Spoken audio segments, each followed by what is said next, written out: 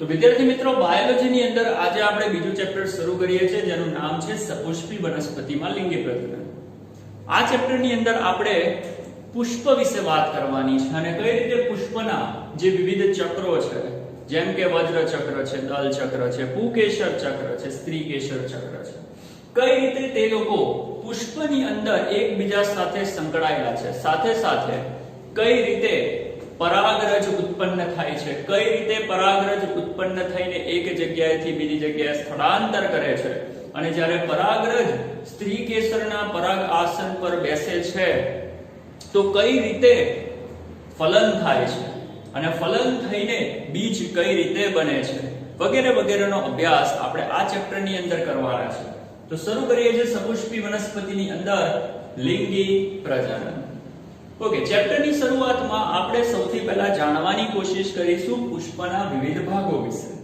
શું તમને લોકોને ખબર છે પુષ્પની પાસે મુખ્ય 4 ભાગ છે? એમાં જે ભાગ સૌથી બહાર તરફ એક્ઝિસ્ટ કરે છે એને આપણે નામ આપતા હોઈએ છીએ વજ્રપત્ર. અને વજ્રપત્રથી બનતું જે ચક્ર છે તેને આપણે કહીએ છીએ વજ્ર ચક્ર. એક્ઝામ્પલ તરીકે માની લો કે આ એક પુષ્પ છે, એ પુષ્પની બહાર જે ગ્રીન કલરનો ભાગ આપણને દેખાય છે એ ગ્રીન કલરનો ભાગ એને આપણે કહીશું વજ્ર ચક્ર, વજ્રપત્ર. જો કે એનાથી બનતું ચક્ર એને કહેવાશે વજ્ર ચક્ર, એટલે અહીંયા હું લખું છું વજ્ર ચક્ર.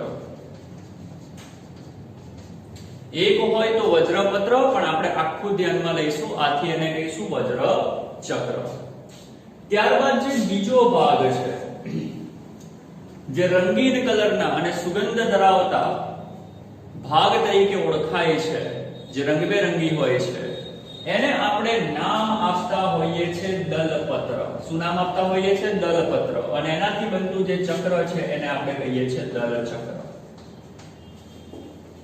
તો વનસ્પતિની અંદર પુષ્પના 4 ભાગો, એમાંનો જે પહેલો ભાગ છે તેને આપણે કહીશું વજ્રચક્ર, જે વજ્રપત્ર ધરાવે. બીજો જે ભાગ છે તેને આપણે કહીશું દલચક્ર, જે શું ધરાવે? દલપત્ર, રંગબેરંગી, જેનું કામ છે જુદા જુદા કીટકો અને પક્ષીઓને એટ્રેક્ટ કરવાનું, આકર્ષવાનું. ત્રીજો જે ભાગ છે તેને આપણે કહીએ છીએ પુંકેસર ચક્ર. તમને દરેકને ખબર હશે કે પુષ્પની અંદર તમે જોશો તો મોસ્ટ ઓફ તમને આ પ્રકારની રચનાઓ તમને જોવા મળતી હશે. ઉપર એક દડા જેવો નાનો અમથો ઝીણો ફૂલેલો ભાગ અને એક લાંબો તંતુ. આવી જે રચનાઓ તમને લોકોને જોવા મળે છે એને આપણે નામ આપીએ છીએ પુંકેસર, પુંકેસર, પુંકેસર. અને પુંકેસર થી બનતું ચક્ર એને આપણે કહીશું પુંકેસર ચક્ર. અને પુષ્પની અંદર તમે ચેક કરશો તો આ રીતે અહીંયા અંડક અને બીજાશય હોય છે. જો કે આને બીજાશય કહેવાય.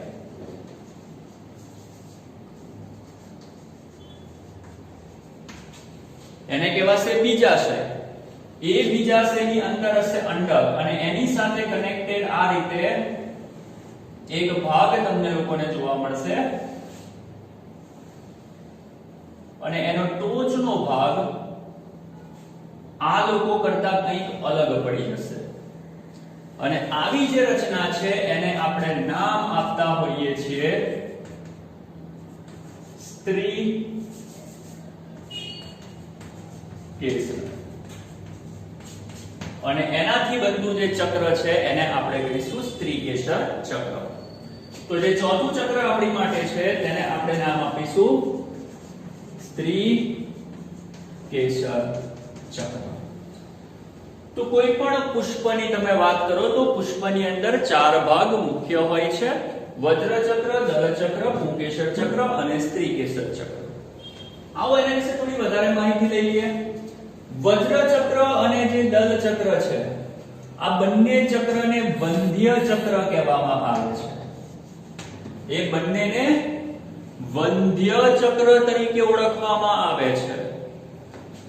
અને પુંકેસર ચક્ર અને સ્ત્રીકેસર ચક્ર એ બંનેને ફળદ્રુપ ફળદ્રુપ ચક્ર તરીકે ઓળખવામાં આવે છે. આ બંનેને આપણે વંધ્ય ચક્ર તરીકે ઓળખીએ છીએ અને આ બંનેને ફળદ્રુપ ચક્ર તરીકે આપણે ઓળખતા હોઈએ છીએ. કેમ આ બંનેને વંધ્ય કેમ કીધા? એ બંને વંધ્ય એટલા માટે છે કારણ કે એ બંને પ્રજનનની અંદર કોઈ ફાળો આપતા નથી. સાંભળજો ધ્યાનથી. આ બંને પ્રજનનમાં કોઈ ફાળો આપતા નથી, આથી આપણે તેમને વંધ્ય ચક્ર કહીશું. અને પ્રજનનની અંદર જે ફાળો આપે છે તે બે ચક્ર છે, પુંકેસર ચક્ર, સ્ત્રીકેસર ચક્ર. આથી તેને ફળદ્રુપ ચક્ર તરીકે ઓળખવામાં આવે છે. એને સહાયક, એને પ્રજનન અંગો તરીકે પણ ઓળખવામાં આવે છે. તો પુષ્પની અંદર વંધ્ય અંગો કયા કયા છે? તો કે બે, વજ્રપત્ર અને દલપત્ર. એનાથી બનતા ચક્ર વજ્રચક્ર, દલચક્ર. અને કોઈ પણ તમને પૂછે કે પુષ્પની અંદર કયા ચક્ર પ્રજનન સાથે સંકળાયેલા છે, તો સ્ત્રીકેસર અને પુંકેસર. પુંકેસરની વાત કરો તો પુંકેસરને આપણે નર પ્રજનન અંગ તરીકે ઓળખીએ છીએ અને સ્ત્રીકેસરને આપણે માદા પ્રજનન અંગ તરીકે ઓળખીએ છીએ. પુંકેસર નરને પ્રેઝન્ટ કરે, સ્ત્રીકેસર માદાને પ્રેઝન્ટ કરે. અને પુંકેસર અને સ્ત્રીકેસર બંને પ્રજનન અંગો તમારા પુષ્પની અંદર આગળ થતી ફલનની જે ઘટનાઓ છે કે જેની અંદર પરાગરજ સ્ત્રીકેસરના પરાગાસન પર બેસીને અંડક સુધી પહોંચે છે, આ બધી જે ઘટનાઓ છે એની માટે જવાબદાર છે. આથી એ આપણા પ્રજનન અંગો છે. તો પુષ્પના જે ચાર મુખ્ય ભાગ છે તે આ છે.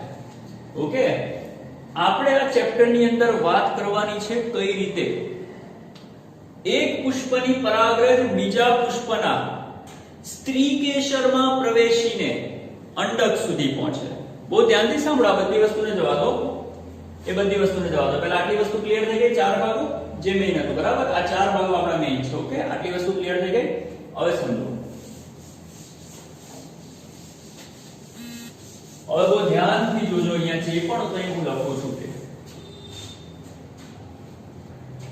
ફલન ક્યારે થાય, બહુ ધ્યાનથી સાંભળજો. ફલનની પ્રોસિજર, ફલન ક્યારે થાય? ફલન ત્યારે થાય જ્યારે પરાગરજ કોની પાસે પહોંચે? સ્ત્રીકેસર પાસે. હકીકતમાં પરાગરજ સ્ત્રીકેસર પાસે પહોંચે એટલે ફલન થાય એવું જરૂરી નથી. આપણી લોજિક, આપણું જે નોલેજ છે તે શું કહે છે કે પરાગરજ સ્ત્રીકેસર પાસે પહોંચે એટલે ફલન થાય, પણ વાસ્તવિકતા એવી નથી. બહુ ધ્યાનથી સાંભળજો. ફલન કરવા માટે પરાગરજ સ્ત્રીકેસર પાસે તો પહોંચવું જ પડશે, પણ સાથે સાથે તેને સ્ત્રીકેસરની અંદર બીજાશય તરફ, ધ્યાનથી સાંભળજો, બીજાશય તરફ આગળ વધવું પડશે. અને બીજાશયની અંદર પણ આવે છે અંડક. એ અંડકમાં એને પ્રવેશ કરવો પડશે. અને અંડકની અંદર અંડકોષ હોય. શું હોય? અંડકોષ. અને જ્યારે તમારી પરાગરજ સ્ત્રીકેસર, બીજાશય, અંડક એને ક્રોસ કરીને અંડકોષ પાસે પહોંચે છે ત્યારે પરાગરજનો નરકોષ અંડકના અંડકોષ સાથે જોડાશે અને અહીંયા બનાવશે ફલિતાંડ. અને આ જે ઘટના છે તેને આપણે શું કહીએ છીએ? બોલો, ફલન. તો ફલન ક્યારે થાય દરેકને સમજ પડી? પરાગરજ સ્ત્રીકેસર પાસે પહોંચે એટલે ફલન ના થાય. પરાગરજ સ્ત્રીકેસરમાં બીજાશયમાં અંડક, અંડકમાં અંડકોષ. અને જ્યારે પરાગરજ અંડકોષ પાસે પહોંચે છે ત્યારે નરકોષ અંડકોષ સાથે જોડાઈને ફલિતાંડ બનાવે છે, જેને આપણે શું કહીએ છીએ? ફલન કહીએ છીએ. જો કે પરાગરજ જ્યારે અંડકોષ પાસે પહોંચે ને એની પહેલા જ પરાગરજમાંથી નરકોષ પેદા થઈ જાય છે અને બે નરકોષ બનતા હોય છે. એમાંનો એક નરકોષ અંડકોષ સાથે જોડાશે અને બીજો નરકોષ દ્વિકીય કોષ કેન્દ્ર સાથે જોડાશે. આથી એને બેવડું ફલન પણ કહેવાય છે. જો કે એ બધી વસ્તુ આપણે પાછળથી જોવાની છે. અત્યારે તમે ખાલી આટલી સિમ્પલ ભાષામાં સમજી લો ફલન ક્યારે થાય. પરાગરજ જ્યારે અંડકોષ પાસે પહોંચે ત્યારે ફલન થાય. આટલી વસ્તુ ક્લિયર થઈ ગઈ? ઓકે, તો આ તમારું ફલન છે. હવે આપણે ફલનને સમજીએ એની પહેલા પુષ્પના જે અગત્યના ભાગો જેવા કે પુંકેસર છે, સ્ત્રીકેસર છે, એના વિશેની માહિતી પ્રાપ્ત કરવાની કોશિશ કરીએ. ઓકે, તો સ્ટાર્ટ કરીશું. સૌથી પહેલા તો આપણે પુંકેસર વિશેની માહિતી. તો હવે આપણો ટોપિક છે પુંકેસર શું છે. તો ચાલો સ્ટાર્ટ કરીએ. પુંકેસર. પુંકેસર. જો યાર કોઈ પણ પુષ્પની તમે પુંકેસરની વાત કરશો ને તો પુંકેસર તમને કંઈક આવી જોવા મળશે. એનો ટોચનો જે ભાગ આવે ને એ ફૂલેલો હોય, પછી એક લાંબો તંતુ હોય, અને એ જે તંતુ છે એ તંતુ સામાન્ય રીતે પુંકેસર એનો જે તંતુ છે એ સામાન્ય રીતે નીચે તરફ કોની સાથે કનેક્ટેડ હોય? કાં તો તે પુષ્પના પુષ્પાસન સાથે કનેક્ટેડ હોય, કાં તો તે દલપત્ર સાથે કનેક્ટેડ હોય. દલપત્ર સાથે કનેક્ટેડ હોય તેવી પુંકેસરને, દલપત્ર સાથે કનેક્ટેડ હોય તેવી પુંકેસરને દલ લગ્ન પુંકેસર તરીકે ઓળખવામાં આવે છે. હવે થોડું 11મા ધોરણને યાદ કરો. શું તમને લોકોને ખબર છે પરિપુષ્પ ચક્ર કોને કહેવાય? જ્યારે પણ તમારી વનસ્પતિમાં દલચક્ર અને વજ્રચક્ર એકબીજા સાથે કમ્બાઈન થઈ જાય અને એક જ બની જાય તો તેને આપણે પરિપુષ્પક કહેતા હતા. યાદ કરો. અને જ્યારે તમારી પુંકેસર દલપત્રની જગ્યાએ પરિપુષ્પ ચક્ર સાથે જોડાયેલી હોય તો તેવી પુંકેસરને પરિલગ્ન પુંકેસર તરીકે ઓળખવામાં આવે છે. તો પુંકેસર દલલગ્ન પણ હોઈ શકે, પરિલગ્ન પણ હોઈ શકે, અને એ પુંકેસર ખાલી પુષ્પાસનની સાથે પણ જોડાયેલી હોઈ શકે. તો નોટ કરવો હોય તો કરતા રહેજો. આગળ વધીએ.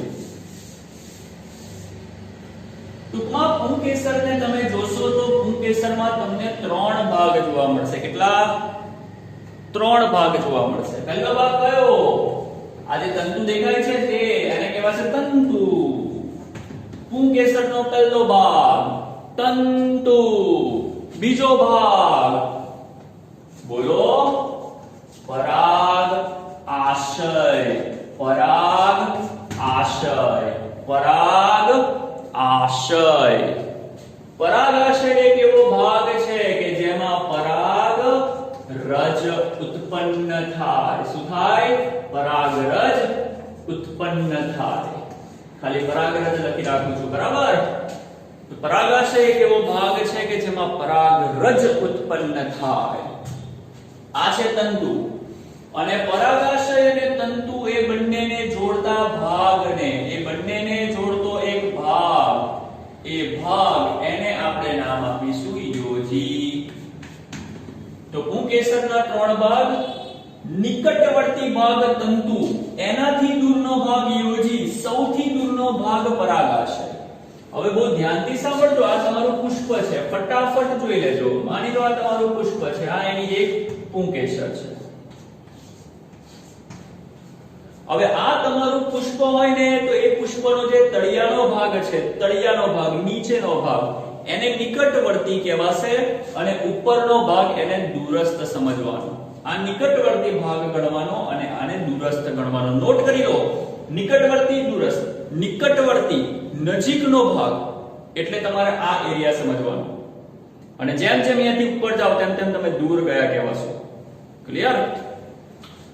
તો જે પુંકેસરની વાત કરો છો એમાં જે તંતુ છે એ તંતુ નિકટવર્તી ભાગ સાથે જોડાયેલો છે. એટલે કે પરાગ પુષ્પ જે છે પુષ્પના પુષ્પાસન અથવા તો દલપત્ર સાથે જોડાયેલો છે, અને પરાગ આશય છે એ દૂરસ્થ ભાગમાં આવેલું છે. તો પુંકેસરના 3 ભાગ દરેકને ક્લિયર થઈ ગયા? ચાલો હવે આપણે આગળ વધીશું. હવે આપણે સમજવાની કોશિશ કરીશું આ પરાગાશય વિશે. હવે આપણે થોડું જાણવાની કોશિશ કરીશું પરાગાશય છે શું અને પરાગાશયમાં શું શું હોય. તો કે એ તો ખબર જ છે કે પરાગરજ હોય, પણ એની રચના કેવી છે એના વિશે પણ જાણવાનો આપણે પ્રયાસ કરીશું. તો હવેનો જે ટોપિક છે આપણે તે પુંકેસરની અંદર પરાગ આશય. સૌથી પહેલી વસ્તુ કે પરાગાશય એક એવો ભાગ કે જેની અંદર પરાગરજ ઉત્પન્ન થાય છે અને પરાગરજનો સંગ્રહ થાય છે. પરાગરજ ઉત્પન્ન થાય છે અને પરાગરજનો સંગ્રહ થાય છે. તે તો દરેકને ખબર છે એટલે હું લખતો નથી, પણ નોટ કરી લેજો. હવે આપણે વાત કરીશું પરાગાશયની રચના કેવી છે. યાર પરાગાશયને જો તમે બહુ ધ્યાનથી જોશો ને તો કે એમ ના દેખાય, તમારે સૂક્ષ્મદર્શક યંત્રનો યુઝ કરવો પડશે. તો જ્યારે પણ સૂક્ષ્મદર્શક યંત્રની મદદથી તમે પરાગરજને જોવાની કોશિશ કરશો તો તમને માલુમ પડશે કે જે પરાગરજ છે કોણ છે? પરાગરજ. કોણ છે? પરાગરજ. એ જે પરાગરજ તમારી છે એ પરાગરજ સમજ પડે છે ને? સમજતા રહેજો, બહુ ધ્યાનથી ક્લિયર કરતા રહેજો. બહુ ઈઝી છે, બહુ ઈઝી છે, બહુ ઈઝી છે. ખાલી સમજવાનું છે, શબ્દને સાંભળવાની કોશિશ ના કરતા ઇમેજિનેશન પણ કરજો. પરાગરજ આ વસ્તુ લખેલી છે ને, લખેલી વસ્તુ વાંચવાથી કોઈ ફાયદો નહીં થાય. ઇમેજિન કરજો, જેવું ઇમેજિન થાય તેવું. ઓકે, તો બહુ ધ્યાનથી સાંભળજો. આપણે ફરીથી આવી જાય પરાગાશય ઉપર. પરાગાશયની વાત કરો તો પરાગાશય ફૂલેલી રચના છે. બહુ ધ્યાનથી સાંભળજો, ફૂલેલી રચના છે. તમે ને ઉપરથી જોશો ને તો એ પરાગાશય તમને કંઈક આવું લાગશે, ગોળ ગોળ ફૂલેલું. વાસ્તવિકતા એ છે કે જે ફૂલેલું પરાગરજ છે તે બે ખંડમાં વહેંચાયેલું છે. કેટલા ખંડમાં વહેંચાયેલું છે? બે. અને ધ્યાનથી સાંભળજો, એના બે ખંડ કેવી રીતે પડે છે? આ જે ફૂલેલું પરાગાશય છે તેના બે ખંડ કંઈક આ રીતે પડે છે.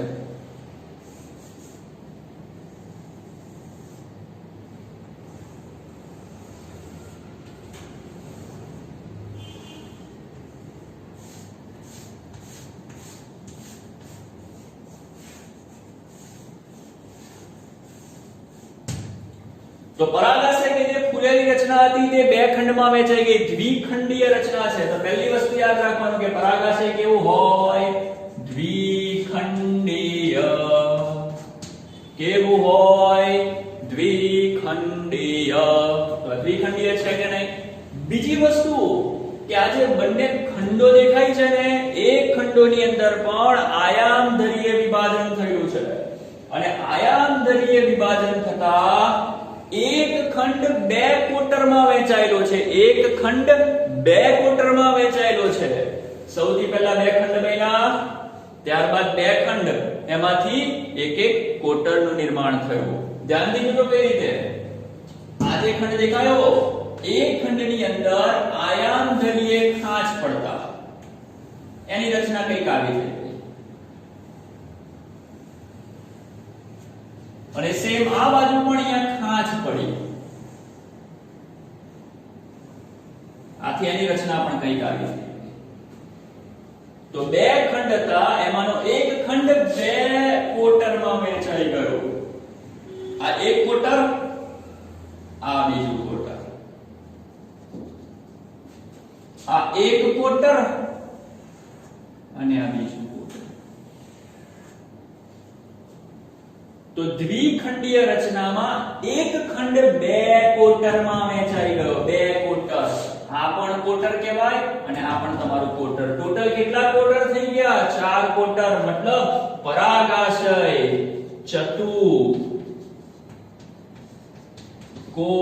ચતુકોટરીય રચના છે. તો પરાગાશય માટે બે શબ્દ વપરાય છે. પરાગાશય દ્વિખંડીય રચના છે, એ જ પરાગાશય ચતુકોટરીય રચના છે. બે ખંડ દરેકને સમજ પડી? 1 2. ચાર ખંડ દરેકને સમજ પડી? 1 2 3 and 4. તો આ રીતે પરાગાશય એનો શેપ, આકાર તમને લોકોને જોવા મળે છે. ઉપરથી પરાગરજને જોવાની અને એને આ રીતે કટ કરી નાખવાની, એનો છેદ લઈ લેવાનો.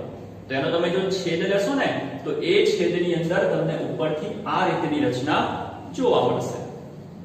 બીજી વસ્તુ, અહીં ઉત્પન્ન થતા આ જે 4 કોટરો છે ને એ 4 કોટરોની અંદર શું ઉત્પન્ન થાય છે? પરાગરજ. શું ઉત્પન્ન થાય છે? પરાગરજ. તો ધ્યાનથી સાંભળજો, હું આને પૂછી નાખું. યાદ રાખજો, દ્વિખંડીય, ચતુર્કોટરીય. હવે બહુ ધ્યાનથી સાંભળજો, આ જે ચાર ખંડો છે એ ચાર ખંડો પોતાની અંદર ઉત્પન્ન કોને કરે છે? પરાગરજને. કોને ઉત્પન્ન કરે છે? પરાગરજને. પરાગરજ ઉત્પન્ન કરતો ભાગ એને પરાગધાની કહેવાય. શું કહેવાય? પરાગધાની. એનું બીજું નામ છે પરાગકોથળી, એનું ત્રીજું નામ છે લઘુબીજાણુધાની. આ બધાનો મીનિંગ એક જ થાય, મગજમાં ક્લિયર કરજો. તો આ ચાર કોટરો છે એ પોતાની અંદર ઉત્પન્ન કોને કરે છે? પરાગરજ. આ શું છે? તો કે પરાગરજ. પરાગરજ જેમાં ઉત્પન્ન થાય તેને કહેવાય પરાગની કોથળી. શું કહેવાય? પરાગની કોથળી. પરાગની કોથળીનું બીજું નામ છે પરાગધાની. બીજી વસ્તુ, પરાગરજનું બીજું નામ છે લઘુબીજાણુ. પરાગરજનું બીજું નામ છે લઘુબીજાણુ. તો પરાગધાનીનું પણ બીજું નામ હોવું જોઈએ લઘુબીજાણુધાની. હા કે ના? બોલતા રહેજો, સમજતા રહેજો, કરતા રહેજો મારી સાથે જ આ બધું કામ. તો પરાગરજ પરાગકોથળી અને પરાગધાનીમાં પેદા થાય. બીજું નામ લઘુબીજાણુ, ઉત્પન્ન થાય લઘુબીજાણુધાનીમાં. તો તમારી મરજી, તમે આને શું કહી શકો? પરાગધાની. તમે આને શું કહી શકો? પરાગ. તમે આને શું કહી શકો? ઓપ્શન તમારી પાસે છે, જે કહેવો તે કહેજો. પણ શું કરવાનું યાર? કન્ફ્યુઝેબલ આ બધી વસ્તુ છે યાર. એક શબ્દ કેમ નથી આવતા આપણને જ ખબર નહીં પડતી. કેમ આટલું બધું ટફ સિલેબસ બનાવવાની કોશિશ કરે છે? પણ કઈ નહીં, જે બનાવે તે આપણે એક જ લેંગ્વેજ સમજી નાખવાની. બરાબર? જે યાદ રાખવું હોય તે રાખજો. આ ત્રણમાંથી ઓપ્શન તમારી પાસે છે. ટૂંકમાં સમજ પડી ગઈ? પરાગાશયની અંદર આને કહેવાય ચાર કોટરો, એમાંથી દરેક કોટરમાં ઉત્પન્ન થાય છે પરાગરજ. પરાગરજ ઉત્પન્ન કરતી રચના પરાગકોથળી, એને કહેવાય પરાગધાની. અથવા તો શું કહેવાશે? લઘુબીજાણુધાની. બીજી વસ્તુ, એવું કહેવાય છે કે લઘુબીજાણુધાનીનો જે બાહ્ય ભાગ છે તે ગોળાકાર છે. ચેક કરો, કોઈ પણ લઘુબીજાણુધાનીનો બાહ્ય ભાગ ચેક કરો. બોલો, ગોળાકાર છે કે નહીં? હા કે ના બોલો? હા કે ના બોલો? છે. દરેક લઘુબીજાણુધાનીનો બહારનો ભાગ ગોળાકાર છે. અને જો તમે ચેક કરી લેજો, નોટ કરવો હોય તો કરી લેજો. ઓકે? જો તમે લઘુબીજાણુધાનીના એ બાહ્ય ભાગને માની લો કે લઘુબીજાણુધાનીનો આટલો ભાગ જો તમે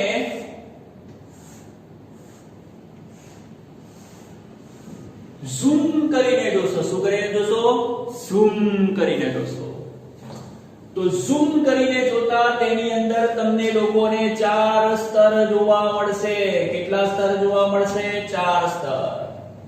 તો લઘુબીજાણુધાનીનો બહારનો ભાગ કેવો હોય છે? ગોળાકાર હોય છે. અને જો તમે એ ભાગને ઝૂમ કરીને જોશો, શું કરીને?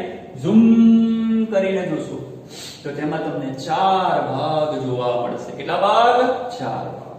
તો ચાલો ટ્રાય કરીએ બનાવવાની આકૃતિ. આટલો જે ભાગ છે, દેખાય આટલો ભાગ?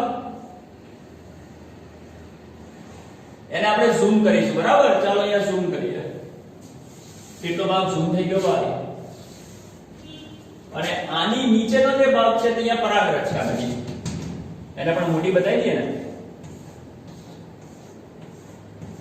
ચાલો, તો આ ભાગ ઝૂમ થઈ ગયો.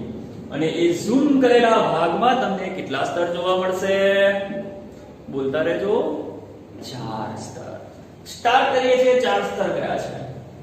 જો આ તમારી પરાગરજ છે. કોણ છે? પરાગરજ. પરાગરજની એક્ઝેક્ટ બાજુમાં રહેલું આ જે પહેલું સ્તર છે, માની લો કે આ નંબર 1 સ્તર.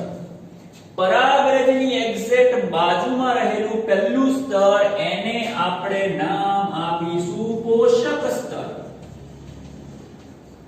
કેમ પોષક સ્તર? કારણ કે પરાગરજ બહુ અગત્યની રચના છે. એ પરાગરજને પોષણ મળતું રહેવું જોઈએ. અને પોષણ આપવા માટે જે પણ સ્તર આવેલું છે એને આપણે કયું સ્તર કહીશું? બોલો, પોષક સ્તર કહીશું. કયું સ્તર? પોષક સ્તર. પોષક સ્તરની ખાસિયતો છે, અમુક ખાસિયતો છે, એ પણ હું તમને બતાવી દઉં સાથે ચાલો આ સેજ ભૂસી નાખું. ક્યાં લખું? ઓકે, ચાલો અહીંયા લખી નાખું છું. પોષક સ્તરોની ખાસિયતમાં શું હોય છે કે જો તમે પોષક સ્તરના કોષોને જોશો તો પોષક સ્તરના કોષોનો કોષરસ ઘટ્ટ હોય. કેવો હોય? ઘટ્ટ હોય. બીજી વસ્તુ કે તેમાં જે કોષ કેન્દ્ર આવે, કોષ કેન્દ્ર એનું બહુગુણન થયેલું હોય.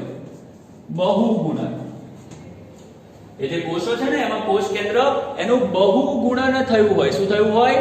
બહુગુણન થયું હોય. મતલબ કે તેમાં રંગસૂત્રની સંખ્યા ઘણી બધી વધી ગઈ હોય. તેમાં રંગસૂત્રની સંખ્યા ઘણી બધી વધી ગયેલી હોય છે. ત્રીજી વસ્તુ કે આ સ્તરના જે કોષો છે એ કોષો ઉત્સેચકો, અંતઃસ્ત્રાવો અને વિશિષ્ટ પ્રકારના પ્રોટીનો ધરાવે છે. અને આ બધી ખાસિયતને કારણે એ પોષક સ્તર તમારી પરાગરજને પોષણ આપવાનું કામ કરે છે. તો લઘુ બીજાણુધાની એનું પહેલું સ્તર તમને દરેકને ક્લિયર થયું, જે છે પોષક સ્તર. એના પછી 3 સ્તર જોવા મળે છે. સ્તર 1, સ્તર 2 અને સ્તર 3. આ પહેલું, આ સ્તર બીજું, આ સ્તર ત્રીજું અને આ સ્તર ચોથું. આ 3 સ્તર પહેલાને છોડીને 3 સ્તર એનું કામ છે તમારી પરાગરજ એનું રક્ષણ કરવું અને સમય આવતા સ્ફોટન પામીને ફેલાવો કરવો. આનું કામ છે પોષણ આપવું અને બાકીના 3 સ્તર એનું કામ છે પરાગરજનું. કોનું?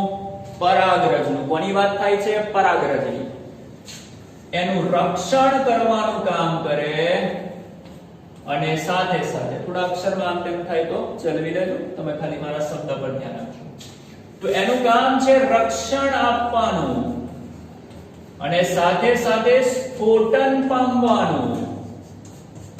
અને સ્ફોટન થાય એટલે કે ફાટે તો અંદરની પરાગરજ બહાર ફેલાય કે ના ફેલાય.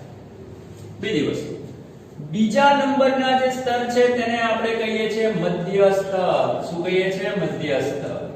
ત્રીજા સ્તર એને આપણે તંતુ સ્તર પણ કહીએ છીએ. તંતુ સ્તર અથવા તો એન્ડોથેસિયમ પણ કહીએ છીએ. અને એને આપણે સ્ફોટી સ્તર પણ કહીએ છીએ. સ્ફોટી સ્તર. કેમ સ્ફોટી સ્તર? કારણ કે તે ફાટે છે. જ્યારે એને ખબર પડે, જ્યારે સ્ફોટી સ્તરને ખબર પડે કે તમારી પરાગરજ પરિપક્વ, તમારી પરાગરજ તૈયાર થઈ ગઈ છે બીજે જવાને અંકુરિત થવા માટે. અંકુરિત મતલબ કે બીજે જઈને ફલન કરવા માટે, સ્ત્રી કેસર પર બેસવા માટે પરિપક્વ થઈ ગઈ છે, ત્યારે એ સ્ફોટી સ્તર ફાટે છે, સૂકું બને છે અને ફાટે છે, જેથી બધી પરાગરજ બહાર નીકળે છે અને ફેલાય છે, જેને આપણે પરાગનયન કહીશું. જે પણ આપણે આગળ ભણવાના છે. હમણાં તો આપણે આની વાત કરીએ. અને ચોથું, સૌથી બહારનું સ્તર. યાદ કરો, સૌથી બહારના સ્તરને આપણે કયું સ્તર કહીએ છીએ? વેરી ગુડ, અધિસ્તર. કયું સ્તર? અધિસ્તર. તો આ 4 સ્તર છે. કોના? મારા કે તમારા? લઘુ બીજાણુધાનીના. ના તો મારા ના તો તમારા. લઘુ બીજાણુધાનીના 4 સ્તર છે. અઘરું છે કે ઈઝી છે? બોલો. ઈઝી છે, ખાલી સમજજો. બીજી વસ્તુ કે અહીંયા લીટાઓ માર્યા છે અને ના સમજતા ઇમેજિન પણ કરજો. જેટલું વિઝ્યુલાઇઝ વધારે કરશો એટલો ફાયદો થશે. તો બાયોલોજીની અંદર પરાગાશય એની આ રચના આપણે જોઈએ. એકવાર નોટ કરી લો. ચલો નોટ કરી લો. ઓકે, તો કરી લીધું નોટ? તો આપણે પરાગાશય એની અંદર લઘુ બીજાણુધાનીની રચના જોઈએ. હવેનો જે ટોપિક છે તે છે લઘુ બીજાણુજનન. તો હવે આપણે જોવાનું છે લઘુ બીજાણુજનન. તો ફરીથી એકવાર આટલા ટોપિકને રિવાઇઝ કરી લો. આપણે જોઈએ છે લઘુ બીજાણુજનન. સ્ટાર્ટ કરીએ છીએ.